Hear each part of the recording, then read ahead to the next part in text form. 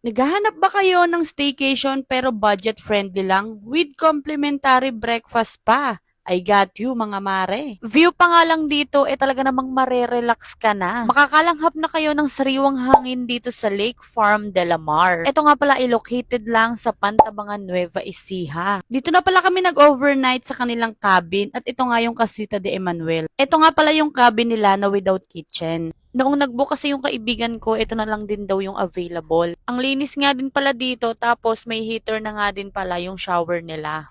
Ito na pala yung pinaka-bed nila at good for 6 packs nga pala ito. At dito naman sa taas, makikita mo na yung view ng Pantabangan Lake. Nagkita-kita pala kami nung mga kaibigan ko nung college. At dito nga namin napiling magstay sa Lake Farm de la Mar. Meron din silang cabin na with kitchen or without kitchen, kagaya nga nitong na-rent namin dahil yan na nga lang yung available. Meron din naman sila na good for 10 packs or 15 packs. Meron din silang mga couple room at marami pang iba. Check nyo na lang yung kanilang Facebook page na Lake Farm de la Mar. Pagdating nga namin dito, nakita agad ni Kobe ang pool. Kaya naman nagwawala at gusto na agad magpabihis. Maraming ang Instagrammable spots dito, kagaya nga nitong 5,000 roses. Ang ganda niyan sa gabi at nagniningning ang ilaw. Ito ang star na yan na malaki nung pagpunta namin ginagawa pa lang. Kami ngang matatanda hindi na nakapag-swimming dahil nga malamig. Grabe nga yung hangin dyan. Talagang si Kobe lang yung nakaligo sa amin sa pool. At dahil nga ang gaganda ng view dito, talaga namang dinadayo pa para mag-photoshoot. Congrats po sa inyo, ma'am and sir. At nung gabi na nag-order na lang kami ng food at pinadeliver na lang namin dito. Masasarap din yung foods nila at ang dami ng servings. Makatarungan pa rin naman yung presyo ng pagkain nila dito dahil nga malalaki yung servings. Pagkakain nga namin, lumabas kami para tignan ang view. Mas maganda siya sa gabi dahil ang daming ilaw. At meron nga din pala sila ditong live band kapag kagabi na. Pwedeng-pwede kayo doon mag-chill.